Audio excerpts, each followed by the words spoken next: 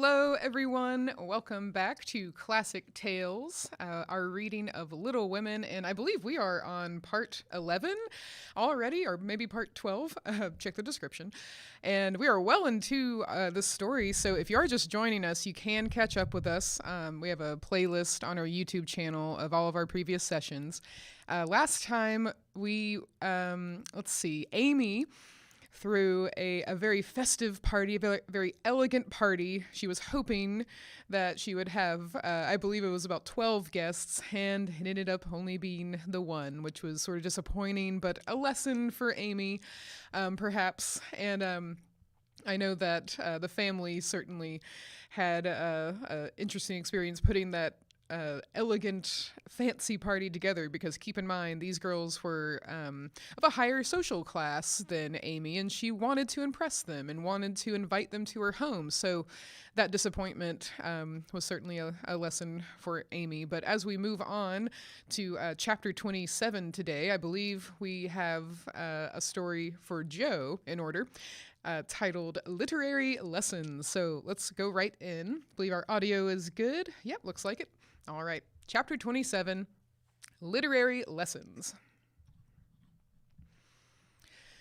Fortune suddenly smiled upon Jo and dropped a good luck penny in her path. Not a golden penny exactly, but I doubt if 500,000 would have given more real happiness than did the little sum that came to her in this wise.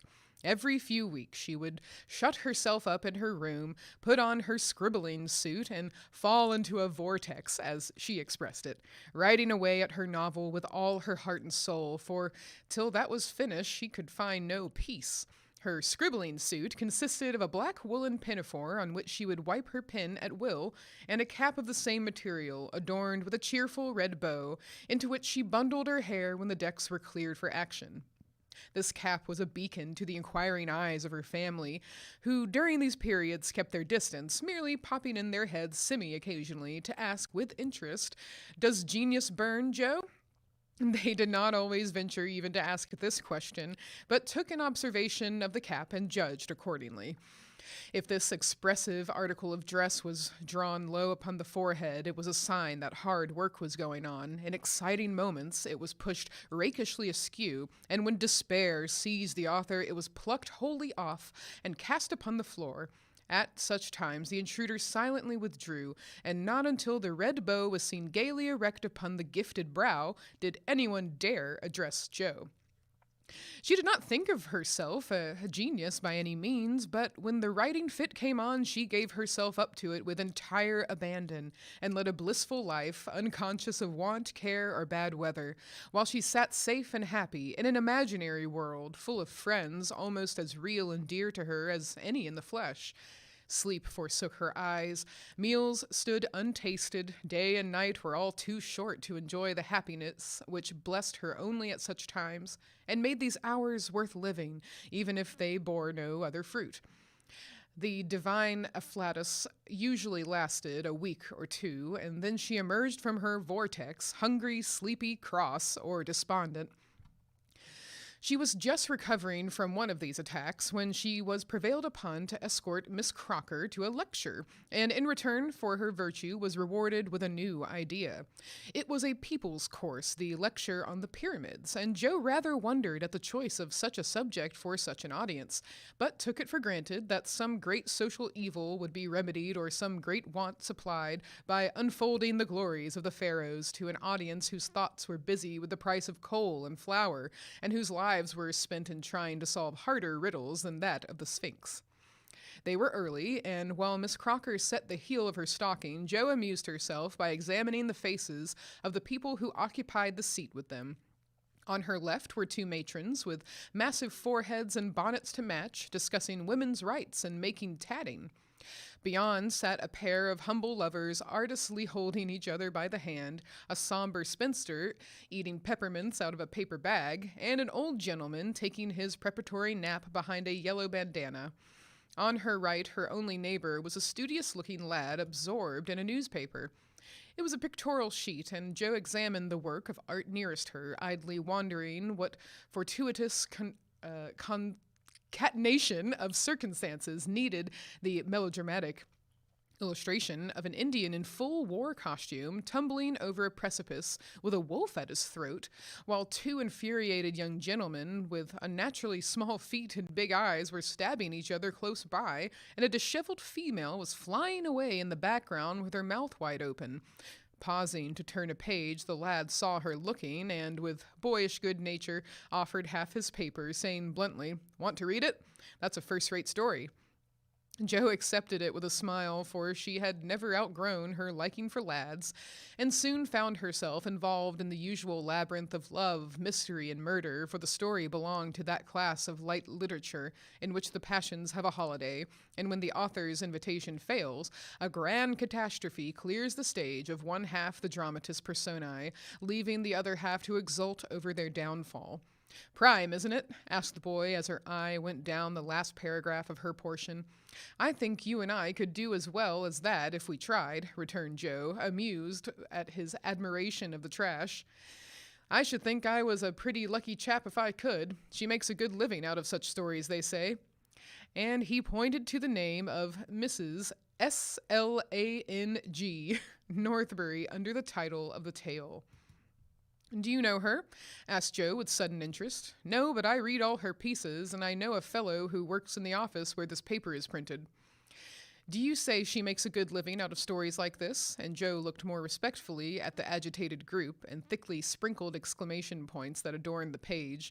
"Guess she does. She knows just what folks like and gets paid well for writing it."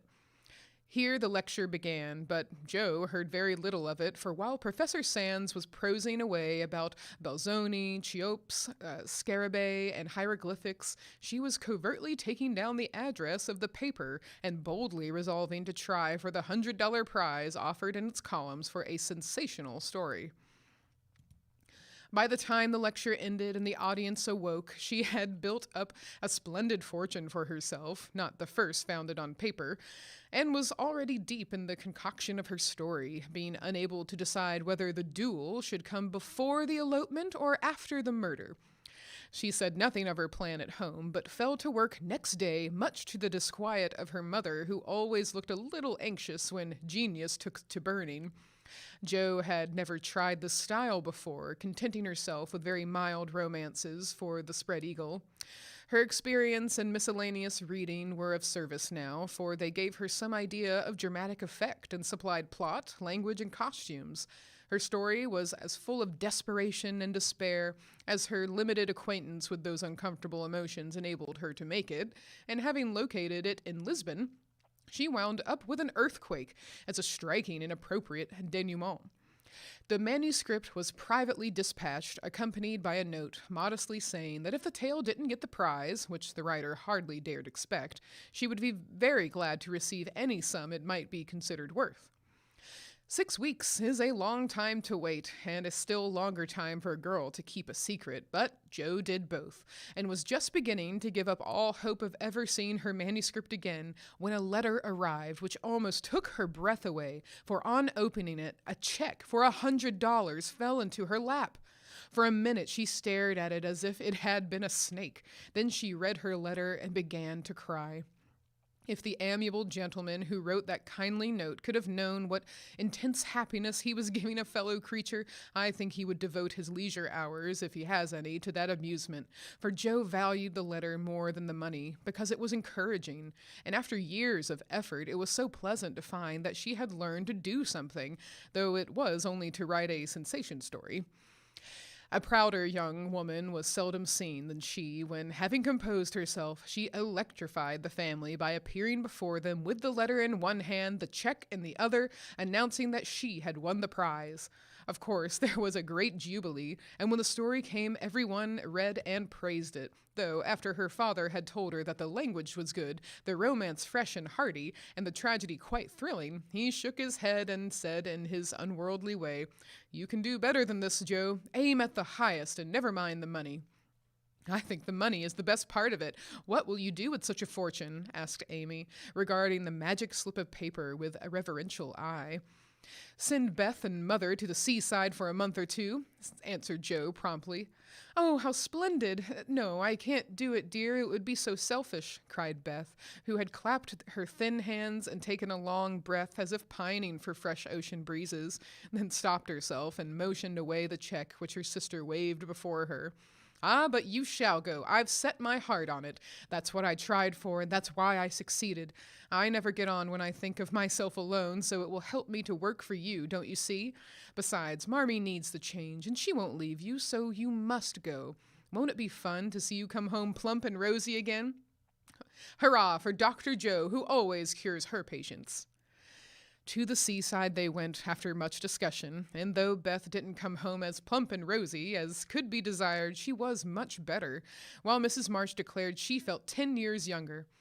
So Joe was satisfied with the investment of her prize money and fell to work with a cheery spirit, bent on earning more of those delightful checks.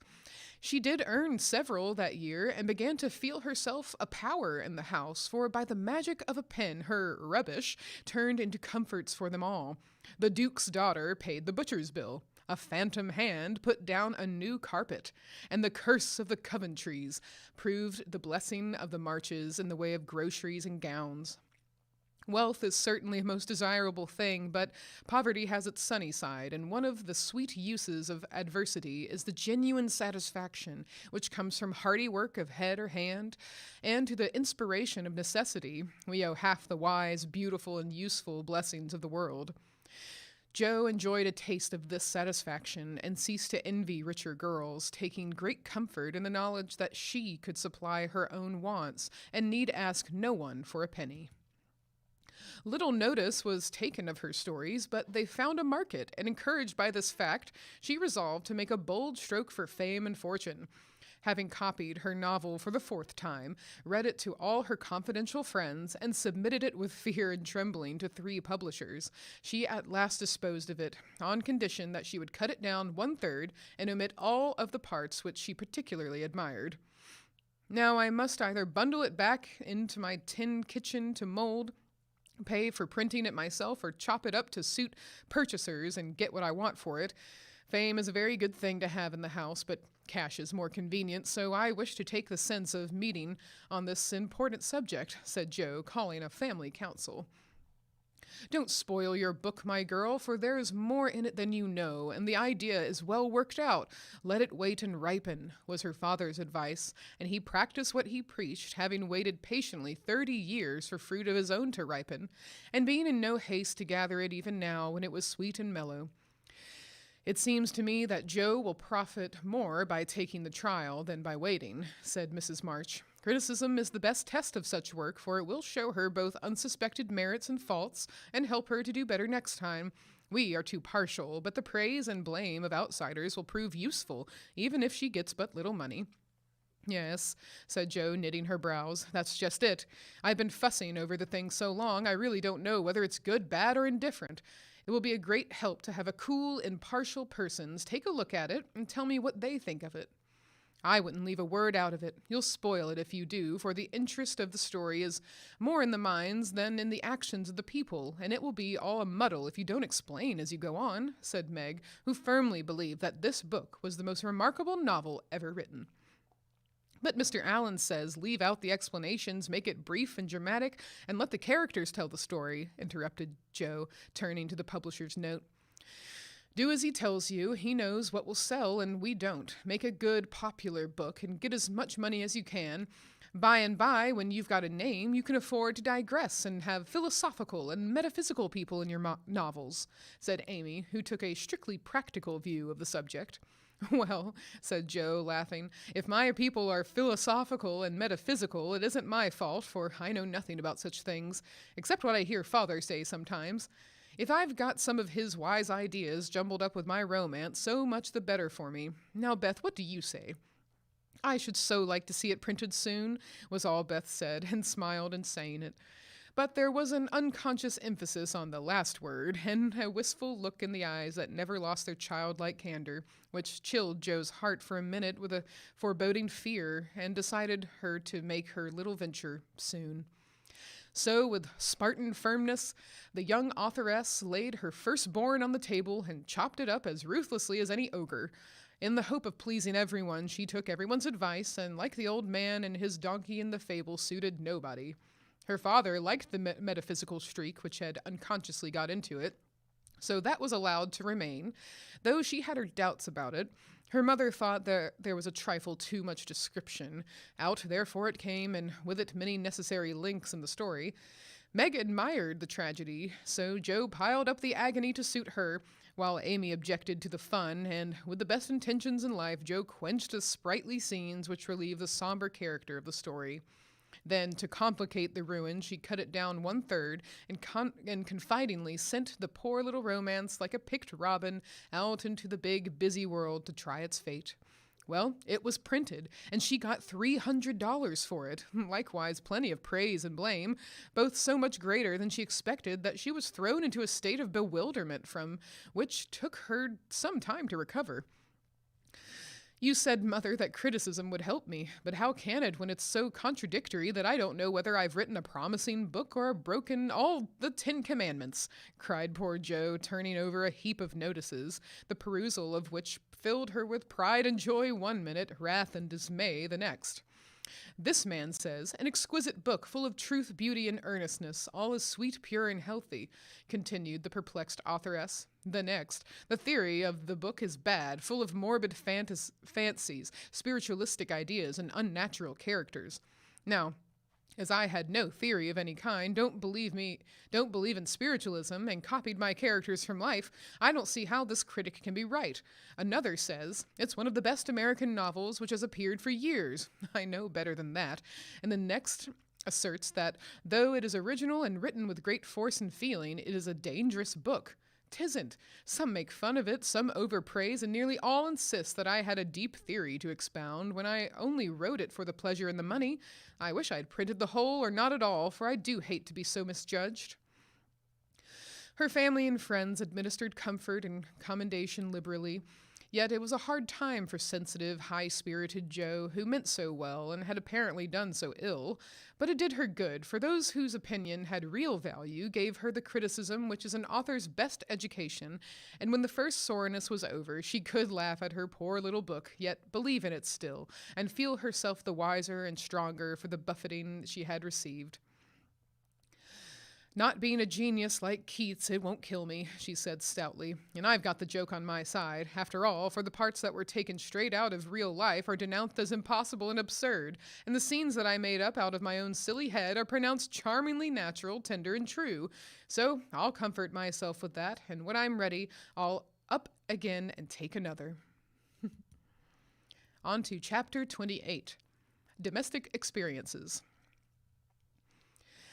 Like most other young matrons, Meg began her married life with a determination to be a model housekeeper. John should find home a paradise. He should always see a smiling face, should fare sumptuously every day, and never know the loss of a button. She brought so much love, energy, and cheerfulness to the work that she could not but succeed, in spite of some obstacles. Her paradise was not a tranquil one, for the little woman fussed, was over-anxious to please, and bustled about like a true Martha, cumbered with many cares. She was too tired sometimes even to smile.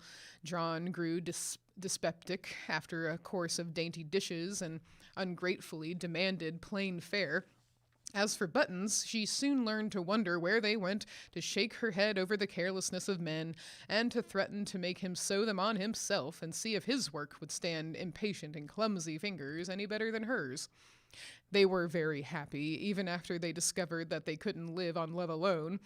John did not find Meg's beauty diminished, though she beamed at him from behind the familiar coffee pot. Nor did Meg miss any of the romance from the daily parting when her husband followed up his kiss with a tender inquiry, "Shall I send some veal or mutton for dinner, darling?" The little house ceased to be a glorified bower, but it became a home, and the young couple soon felt that it was a change for the better. At first they played keep house and frolicked over it like children. Then John took steadily to business, feeling the cares of the head of a family upon his shoulders, and Meg laid by her cambric wrappers, put on a big apron, and fell to work, as before said, with more energy than discretion. While the cooking mania lasted, she went through Mrs. Cornelius's receipt book as if it were a mathematical exercise, working out the problems with patience and care. Sometimes her family were invited to help eat up a bounteous feast of successes, or Lottie would be privately dispatched with a batch of failures, which were to be concealed from all eyes in the convenient stomachs of the little Hummels. An evening with John over the account books usually produced a temporary lull in the culinary enthusiasm, and a frugal fit would ensue, during which the poor man was put through a course of bread pudding, hash, and warmed over coffee, which tried his soul, although he bore it with praiseworthy fortitude. Before the golden mean was found, however, Meg added to her domestic possessions what young couples seldom get along without, a family jar. Fired with a housewifely wish to see her storeroom stocked with homemade preserves, she undertook to put up her own currant jelly. John was requested to order home a dozen or so of little pots and an extra quantity of sugar, for their own currants were ripe and were to be attended to at once. As John firmly believed that my wife was equal to anything and took a natural pride in her skill, he resolved that she should be most gratified, and their only crop of fruit laid by in a most pleasing form for winter use. Home came 4 dozen delightful little pots, half a barrel of sugar, and a small boy to pick the currants for her. With her pretty hair tucked into a little cap, arms bared to the elbow, and a checked apron which had a coquettish look in spite of the bib, the young housewife fell to work, feeling no doubts about her success, for hadn't she seen Hannah do it hundreds of times?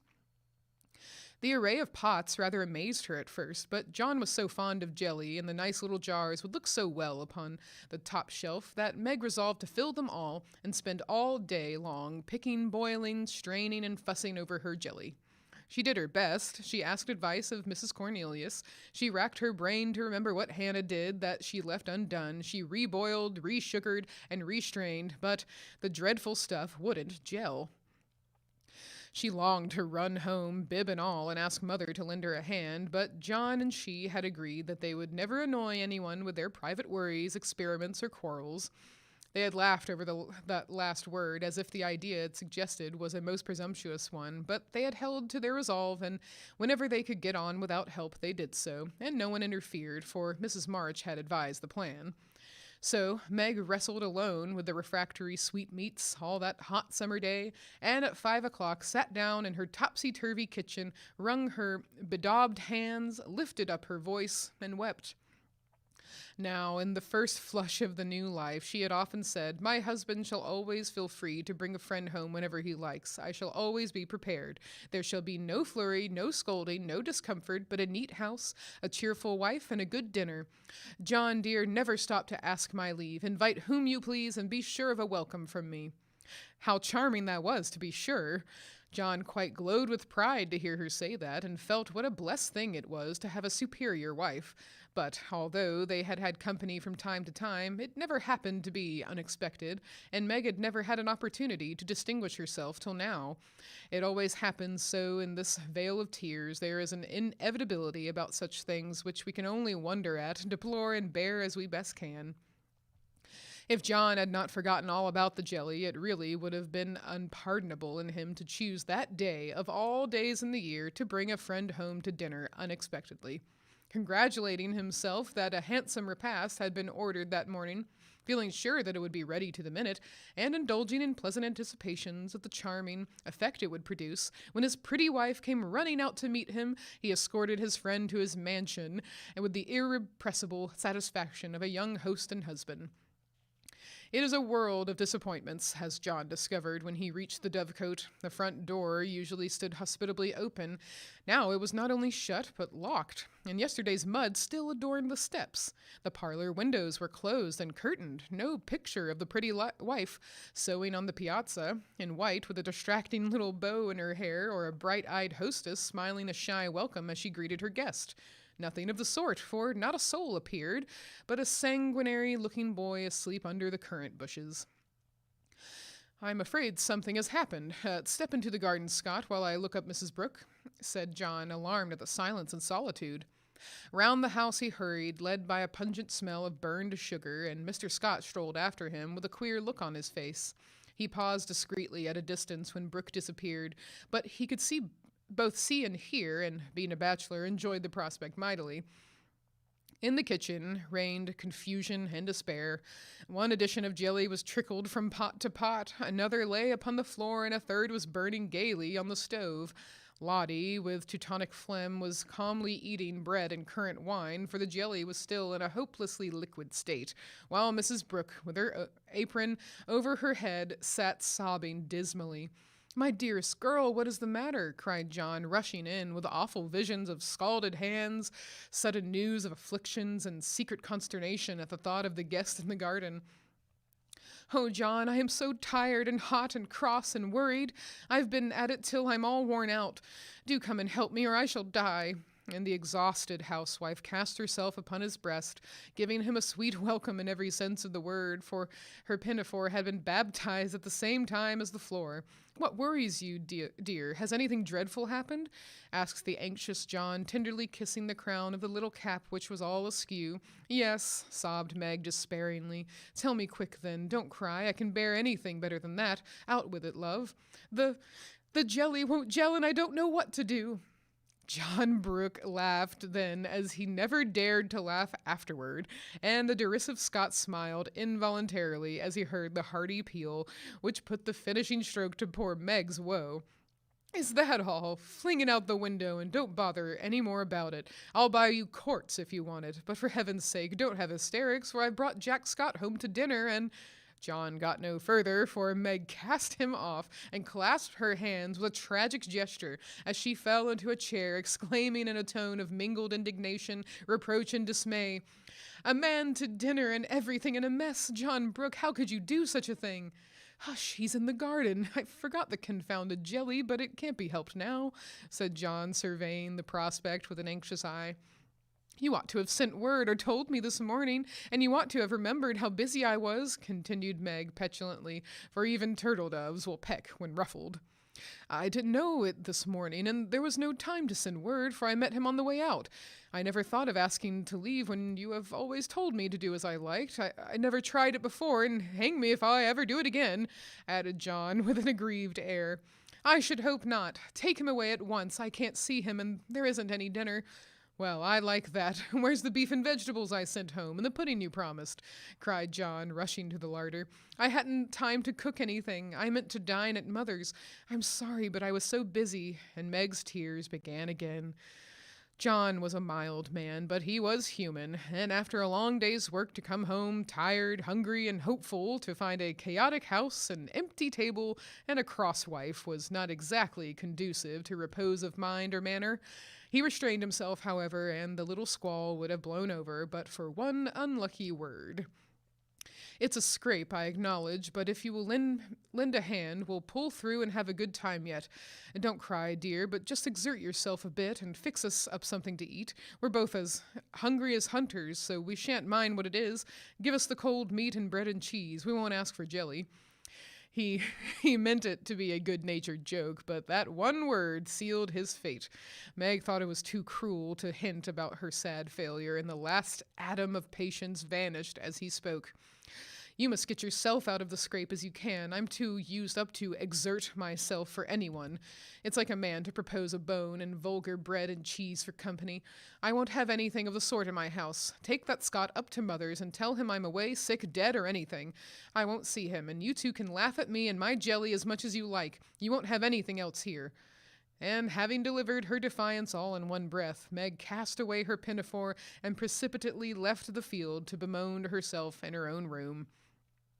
What those two creatures did in her absence she never knew, but Mr. Scott was not taken up to Mother's, and when Meg descended after they had strolled away together, she found traces of a promiscuous lunch which filled her with horror. Lottie reported that they had eaten much and greatly laughed, and the master bid her throw away all the sweet stuff and hide the pots.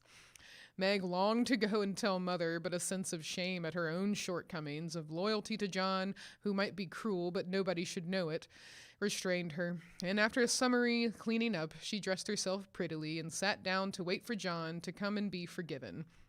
Unfortunately, John didn't come, not seeing the matter in that light. He had carried it off as a good joke with Scott, excused his little wife as well as he could, and played the host so hospitably that his friend enjoyed the impromptu dinner and promised to come again. But John was angry, though he did not show it. He felt that Meg had deserted him in his hour of need. It wasn't fair to tell a man to bring folks home any time with perfect freedom, and when he took you at your word to flame up and blame him, and leave him in the lurch to be laughed at or pitied. No, by George, it wasn't, and Meg must know it. He had fumed inwardly during the feast, but when the flurry was over and he strolled home after seeing Scott off, a milder mood came over him. Poor little thing. It was hard upon her when she tried so heartily to please me. She was wrong, of course, but then she was young. I must be patient and teach her. He hoped she had not gone home. He hated gossip and interference. For a minute he was ruffled again at the mere thought of it, and then the fear that Meg would cry herself sick softened his heart and sent him on at quicker pace, resolving to be calm and kind, but firm, quite firm, and show her where she had failed in her duty to her spouse. Meg likewise resolved to be calm and kind, but firm, and show him his duty. She longed to run to meet him and beg pardon, be kissed and comforted, as she was sure of being, but of course she did nothing of the sort, and when she saw John coming, began to hum quite naturally, as she rocked and sewed like a lady of leisure in her best parlor. John was a little disappointed not to find a tender Niobe, but feeling that his dignity demanded the first apology, he made none, only came leisurely in and laid himself upon the sofa with a singularly relevant remark. "We are going to have a new moon, my dear." "I've no objection," was Meg's equally soothing remark. A few other topics of general interest were introduced by Mr. Brooke, and wet-blanketed by Mrs. Brooke, and conversation languished. John went to one window, unfolded his paper, and wrapped himself in it, figuratively speaking. Meg went to the other window and sewed as if new rosettes for slippers were among the necessaries of life. Neither spoke. Both looked quite calm and firm, and both felt desperately uncomfortable.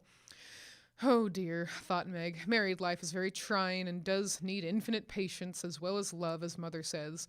The word mother suggested other maternal counsels given long ago and received with unbelieving protests. John is a good man, but he has his faults, and you must learn to see and bear with them, remembering your own. He is very decided, but never will be obstinate if you reason kindly, not oppose impatiently. He is very accurate and particular about the truth, a good trait, though you call him fussy. Never deceive him by look or word, Meg, and he will give you the confidence you deserve, the support you need. He has a temper, not like ours, one flash and then all over, but the white still anger that is seldom stirred, but once kindled is hard to quench. Be careful, be very careful, not to wake his anger against yourself, for peace and happiness depend on keeping his respect. Watch yourself, be the first to ask pardon if you both err, and guard against the little piques, misunderstandings, and hasty words that often pave the way for bitter sorrow and regret. These words came back to Meg. She sat sewing in the sunset, especially the last. This was the first serious disagreement. Her own hasty speeches sounded both silly and unkind as she recalled them. Her own anger looked childish now, and thoughts of poor John coming home to such a scene quite melted her heart. She glanced at him with tears in her eyes, but he did not see them. She put down her work and got up, thinking, "I will be the first to say, 'Forgive me,' but he did not seem to hear her. He went very slowly across the room, for pride was hard to swallow, and stood by him, but he did not turn his head. For a minute she felt as if she really couldn't do it. Then came the thought, "This is the beginning. I'll do my part and have nothing to reproach myself with." And stooping down, she softly kissed her husband on the forehead. Of course, that settled it. The penitent kiss was better than a world of words, and John had her on his knee in a minute, saying tenderly, "It was too bad to laugh at the poor little jelly-pots. Forgive me, dear, I never will again." But he did. Oh, bless you, yes, hundreds of times, and so did Meg, both declaring that it was the sweetest jelly they ever made, for family peace was preserved in that little family jar. After this, Meg had Mr. Scott to dinner by special invitation and served him up a pleasant feast without a cooked wife for the first course, on which occasion she was so gay and gracious and made everything go off so charmingly that Mr. Scott told John he was a lucky fellow and shook his head over the hardships of bachelorhood all the way home.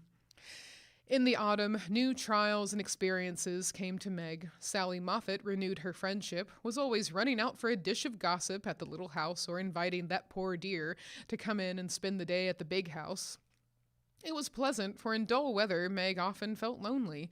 All were busy at home, John absent till night, and nothing to do but sew or read or potter about. So it naturally fell out that Meg got into the way of gadding and gossiping with her friend. Seeing Sally's pretty things made her long for such, and pity herself because she had not got them. Sally was very kind, and often offered her the coveted trifles, but Meg declined them, knowing that John wouldn't like it, and then this foolish little woman went and did what John disliked even worse.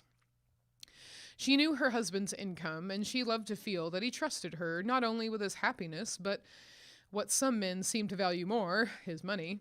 She knew where it was free to take what she liked, and all he asked was that she should keep account of every penny, pay bills once a month, and remember that she was a poor man's wife. Till now she had done well, been prudent and exact, kept her little account books neatly, and showed them to him monthly without fear. But that autumn the serpent got into Meg's paradise and tempted her, like many a modern Eve, not with apples, but with dress. Meg didn't like to be pitied and made to feel poor. It irritated her, but she was ashamed to confess it, and now and then she tried to console herself by buying something pretty, so that Sally needn't think she had to economize. She always felt wicked after it, for the pretty things were seldom necessaries, but then they cost so little it wasn't worth worrying about, so the trifles increased unconsciously, and in the shopping excursions she was no longer a passive looker-on. But the trifles cost more than one would imagine, and when she cast up her accounts at the end of the month, the sum total rather scared her. John was busy that month and left the bills to her. The next month he was absent, but the third he had a grand quarterly settling up, and Meg never forgot it.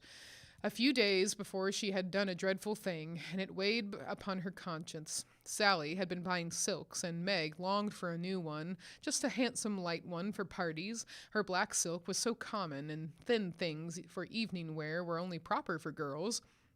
Aunt March usually gave the sisters a present of $25 apiece at New Year's. That was only a month to wait, and here was a lovely violet silk going at a bargain, and she had the money, if she only dared to take it. John always said what was his was hers, but he would think it right to spend not only the prospective 5 and 20, but another 5 and 20 out of the household fund. That was the question.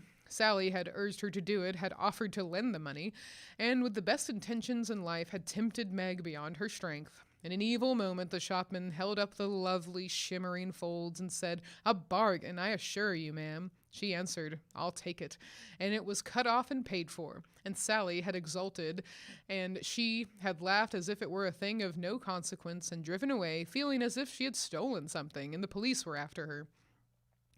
When she got home, she tried to assuage the pangs of remorse by spreading forth the lovely silk, but it looked less silvery now, didn't become her after all, and the words $50 seemed stamped like a pattern down each breadth. She put it away, but it haunted her, not delightfully as a new dress should, but dreadfully, like the ghost of a folly that was not easily laid. When John got out his books that night, Meg's heart sank, and for the first time in her married life, she was afraid of her husband. The kind brown eyes looked as if they could be stern, and though he was unusually merry, she fancied he had found her out, but didn't mean to let her know it. The house bills were all paid, the books all in order. John had praised her, and was undoing the old pocket-book, which they called the bank, when Meg, knowing that it was quite empty, stopped his hand, saying nervously, "You haven't seen my private expense book yet." John never asked to see it, but she always insisted on his doing so, and used to enjoy his masculine amazement at the queer things women wanted, and made him guess what piping was, demand fiercely the meaning of a hug-me-tight, or wonder how a little thing composed of 3 rosebuds, a bit of velvet, and a pair of strings could possibly be a bonnet, and cost $6. That night he looked as if he would like the fun of quizzing her figures and pretending to be horrified at her extravagance, as he often did, being particularly proud of his prudent wife. The little book was brought slowly out and laid down before him. Meg got behind his chair under pretense of smoothing the wrinkles out of his tired forehead, and standing there she said, with her panic increasing with every word, "John, dear, I'm ashamed to show you my book, for I've really been dreadfully extravagant lately. I go about so much I must have things, you know, and Sally advised my getting it, so I did, and my New Year's money will partly pay for it, but I was sorry after I had done it, for I knew you'd think it wrong of me." John laughed and drew her round beside him, saying good-humoredly, "Don't go and hide. I won't beat you if you have got a pair of killing boots. I'm rather proud of my wife's feet, and don't mind if she does pay $8 or $9 for her boots if they are good ones." That had been one of her last trifles, and John's eye had fallen on it as she spoke. "Oh, what will he say when he comes to that awful $50, thought Meg with a shiver. "It's worse than boots. It's a silk dress," she said, with the calmness of desperation, for she wanted the worst over. "Well, dear, what is the demmed total, as Mr. Madeline says?"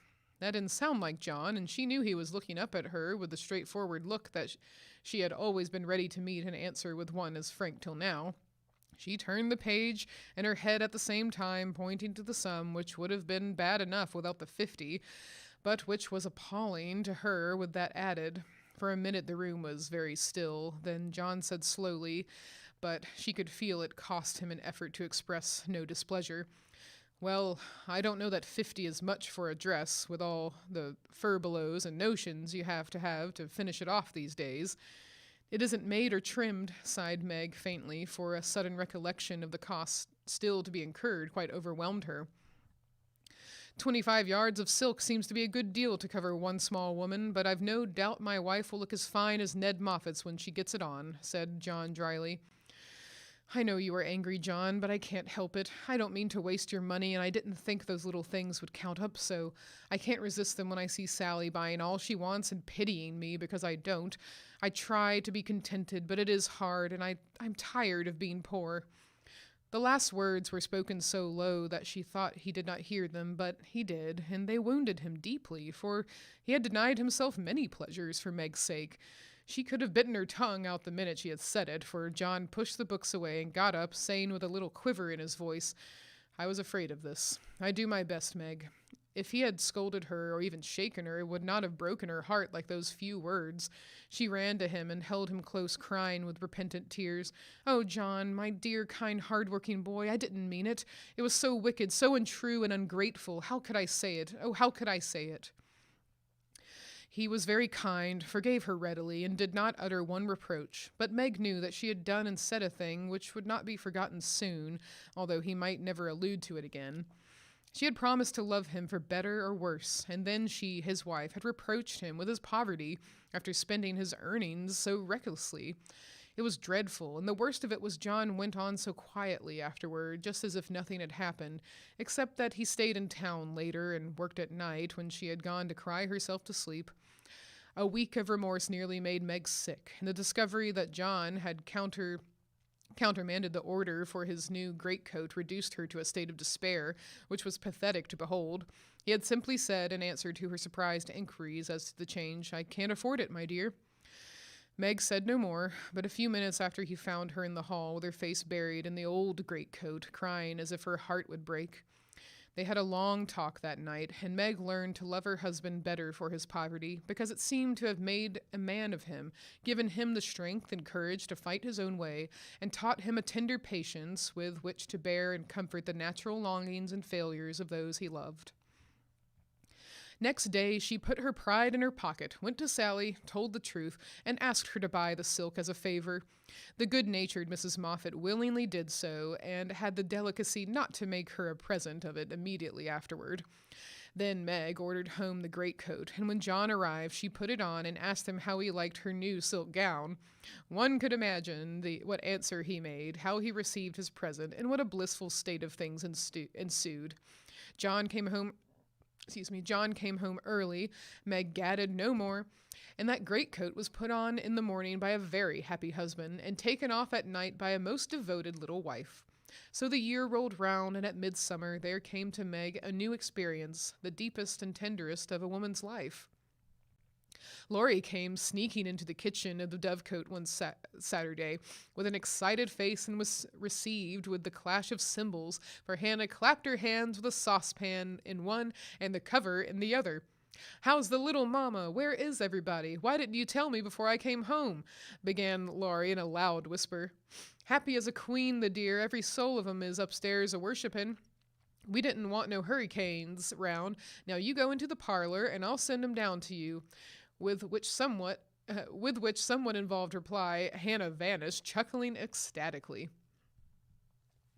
Presently Joe appeared, proudly bearing a flannel bundle laid forth upon a large pillow. Joe's face was very sober, but her eyes twinkled, and there was an odd sound in her voice of repressed emotion of some sort.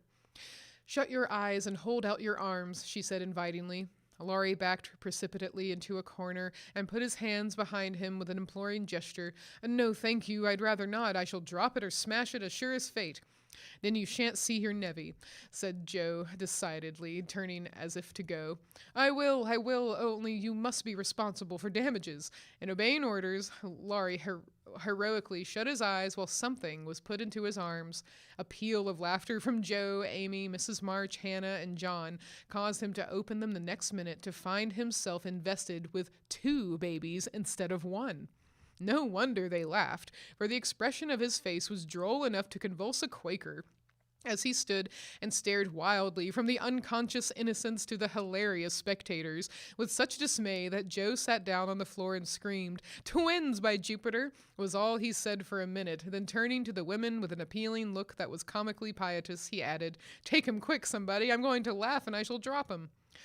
John rescued his babies and marched up and down with one on each arm as if already initiated into the mysteries of baby tending, while Laurie laughed till the tears ran down his cheeks. "It's the best joke of the season, isn't it?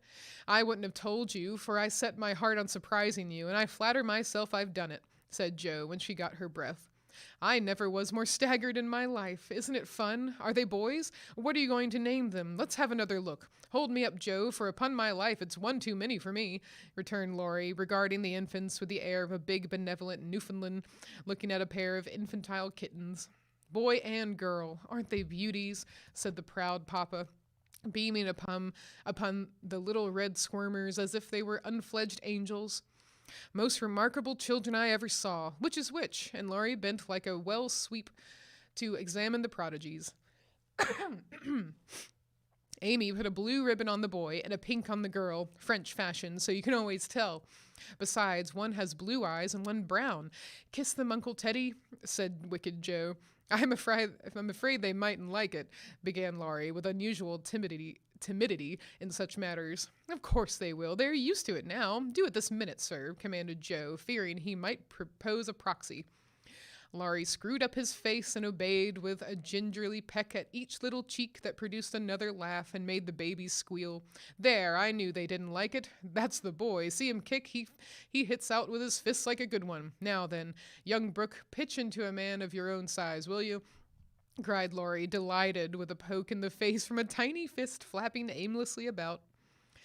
"He's to be named John Lawrence, and the girl Margaret, after mother and grandmother. We shall call her Daisy, so as not to have 2 Megs, and I suppose the Manny will be Jack, unless we find a better name," said Amy, with ant-like interest. "Name him Demi-John, and call him Demi for short," said Laurie. "Daisy and Demi, just the thing. I knew Teddy would do it," cried Joe, clapping her hands. Teddy certainly had done it that time, for the babies were Daisy and Demi to the end of the chapter. All right, we'll continue for another 10 minutes or so into Chapter 29, Calls. "Come, Joe, it's time. For what? You don't mean to say you have forgotten that you promised to make 6 calls with me today? I've done a good many rash and foolish things in my life, but I don't think I was ever mad enough to say I'd make 6 calls in one day when a single one upsets me for a week. Yes, you did. It was a bargain between us. I was to finish the Crayon of Beth for you, and you were to go properly with me and return our neighbors' visits. If it was fair, that was in the bond, and I stand to the letter of my bond, Shylock. There is a pile of clouds in the east. It's not fair, and I don't go." Now that's shirking. It's a lovely day, no prospect of rain, and you pride yourself on keeping promises. So be honorable, come and do your duty, and then be at peace for another 6 months. At that minute, Jo was particularly absorbed in dressmaking, for she was a mantua maker general to the family, and took a special credit to herself because she could use a needle as well as a pen. It was very provoking to be arrested in the act of a first trying on and ordered out to make calls in her best array on a warm July day. She hated calls of the formal sort and never made any till Amy compelled her with a bargain, bribe, or promise. In the present instance, there was no escape, and having clashed her scissors rebelliously, while protesting that she smelled thunder, she gave in, put away her work, and taking up her hat and gloves with an air of resignation, told Amy the victim was ready. Jo March, you are perverse enough to provoke a saint. You don't intend to make calls in that state, I hope, cried Amy, surveying her with amazement. Why not? I'm neat and cool and comfortable, quite proper for a dusty walk on a warm day. If people care more for my clothes than they do for me, I don't wish to see them. You can dress for both, and be as elegant as you please. It pays for you to be fine. It doesn't for me, and furbelows only worry me. Oh dear, sighed Amy. Now she's in a contrary fit and will drive me distracted before I can get her properly ready. I'm sure it's no pleasure to me to go today, but it's a debt we owe society, and there's no one to pay it but you and me. I'll do anything for you, Jo, if only you'll dress yourself nicely and come and help me do the civil. You can talk so well, look so aristocratic in your best things, and behave so beautifully, if you try, that I'm proud of you. I'm afraid to go alone. Do come and take care of me. You're an artful little puss to flatter and wheedle your cross old sister in that way.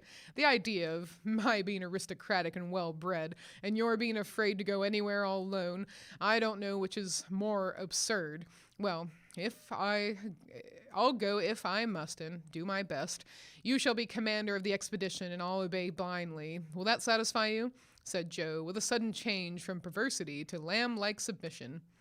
You're a perfect cherub. Now, put on all your best things, and I'll tell you how to behave at each place so that you will make a good impression. I want people to like you, and they would if you only try to be a little more agreeable.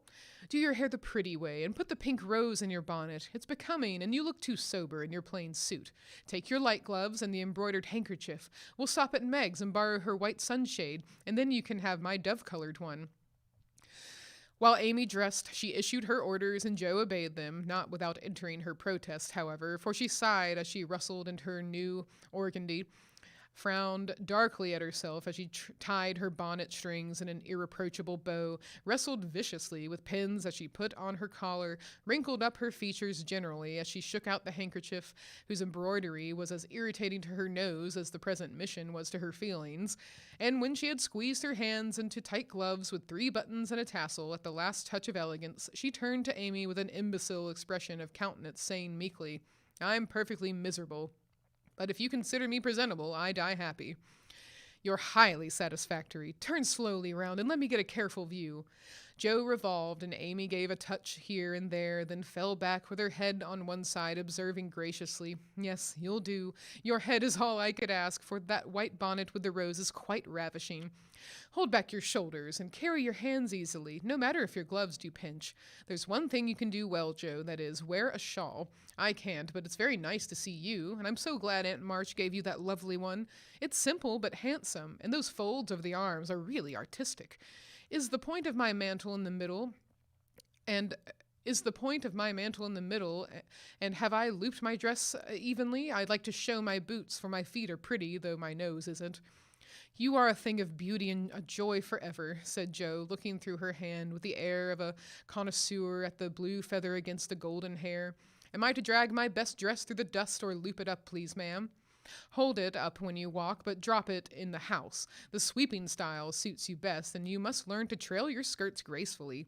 You haven't half-buttoned one cuff, do it at once. You'll never look finished if you are not careful about the little details, for they make up the pleasing whole.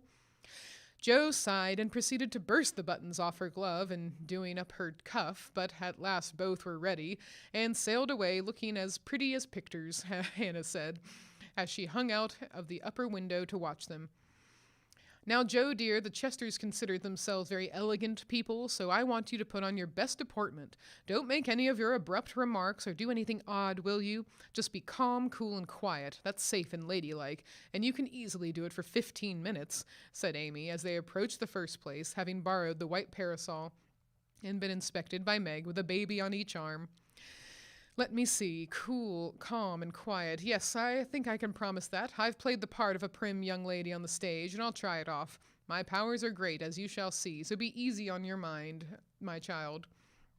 Amy looked relieved, but naughty Joe took at her word, for during the first call she sat with every limb gracefully composed, every fold correctly draped, calm as a summer sea, cool as a snowbank, and as silent as the Sphinx. In vain Mrs. Chester alluded to her charming novel, and the Mrs. Chester introduced parties, picnics, the opera, and the fashions. Each and all were answered by a smile, a bow, and a demure yes or no with a chill on. In vain, Amy telegraphed the word talk tried to draw her out, and administered covert pokes with her foot. Joe sat as blandly, unconscious of it all, with deportment like Maud's face, icily regular, splendidly null. What a haughty, uninteresting creature that oldest Miss March is, was the unfortunately audible remark of one of the ladies as the door closed upon their guests. Joe laughed noiselessly all through the hall, but Amy looked disgusted at the failure of her instructions and very naturally laid the blame upon Joe. How could you mistake me so? I merely meant you to be properly dignified and composed, and you made yourself a perfect stock and stone. Try to be sociable at the Lambs. Gossip as other girls do, and be interested in dress and flirtations and whatever nonsense comes up. They move in the best society, are valuable persons for us to know, and I wouldn't fail to make a good impression there for anything. I'll be agreeable. I'll gossip and giggle and have horrors and raptures over any trifle you like. I rather enjoy this, and now I'll imitate what is called a charming girl. I can do it, for I have May Chester as a model, and I'll improve upon her. See if the Lambs don't say, what a lively, nice creature that Joe March is. Amy felt anxious, as well she might, for when Joe turned freakish there was no knowing where she would stop.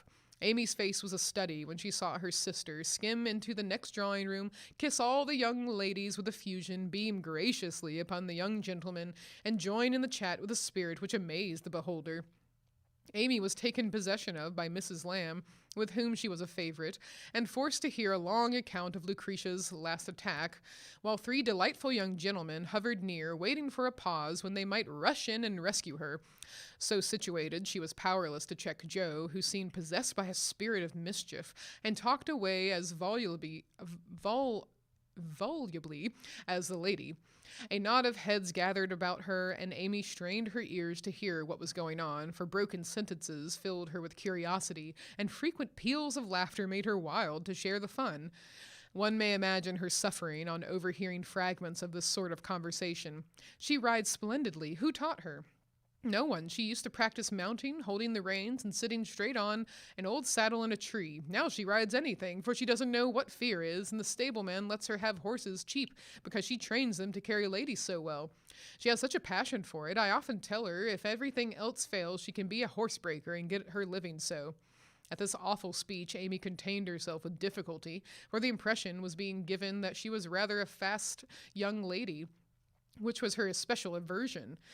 But what could she do, for the old lady was in the middle of her story, and long before it was done, Joe was off again, making more droll revelations and committing still more fearful blunders. Yes, Amy was in despair that day, for all the good beasts were gone, and of three left, one was lame, one blind, and the other so bulky you had to put dirt in its mouth before he would start. Nice animal for a pleasure party, wasn't it? Which did she choose? Asked one of the laughing gentlemen who enjoyed the subject. None of them. She heard of a young horse at the farmhouse over the river, and though a lady had never ridden him, she resolved to try, because he was handsome and spirited. Her struggles were really pathetic.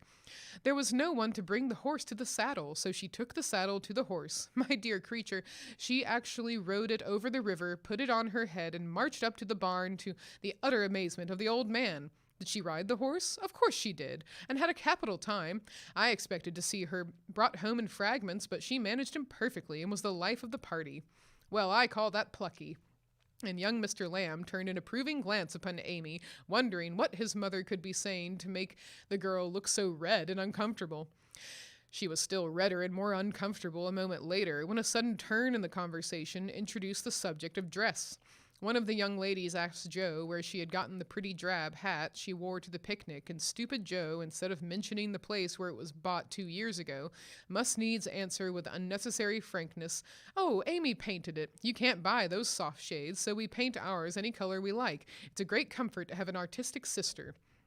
"Isn't that an original idea?" cried Miss Lamb, who found Jo great fun. "That's nothing compared to some of her brilliant performances. There's nothing the child can't do. Why, she wanted a pair of blue boots for Sally's party, so she just painted her soiled white ones the loveliest shade of sky blue you ever saw, and they looked exactly like satin," added Jo, with an air of pride in her sister's accomplishments that exasperated Amy, till she felt that it would be a relief to throw her card case at her. "We read a story of yours the other day and enjoyed it very much," observed the elder Miss Lamb, wishing to compliment the literary lady, who did not look the character just then, it must be confessed. Any mention of her works always had a bad effect upon Jo, who either grew rigid and looked offended or changed the subject with a brusque remark as now. "Sorry you could not find nothing better to read. I write that rubbish because it sells, and ordinary people like it. Are you going to New York this winter?" As Miss Lamb had enjoyed the story, the speech was not exactly grateful or complimentary. The minute it was made, Jo saw her mistake, but fearing to make the matter worse, suddenly remembered that it was for her to make the first move toward departure, and did so with an abruptness that left 3 people with half-finished sentences in their mouths. "Amy, we must go. Goodbye, dear. Do come and see us. We are pining for a visit. I don't dare to ask you, Mr. Lamb, but if you should come, I don't think I shall have the heart to send you away." Jo said this with such a droll imitation of May Chester's gushing style that Amy got out of the room as rapidly as possible, feeling a strong desire to laugh and cry at the same time. All right, we will end there for today, and we'll pick back up tomorrow at noon. So I do look forward to continuing this story, and looking forward to see what else is going to come of Jo's mischief. So thank you so much for joining me again today. And until tomorrow, I hope you take care. See you then.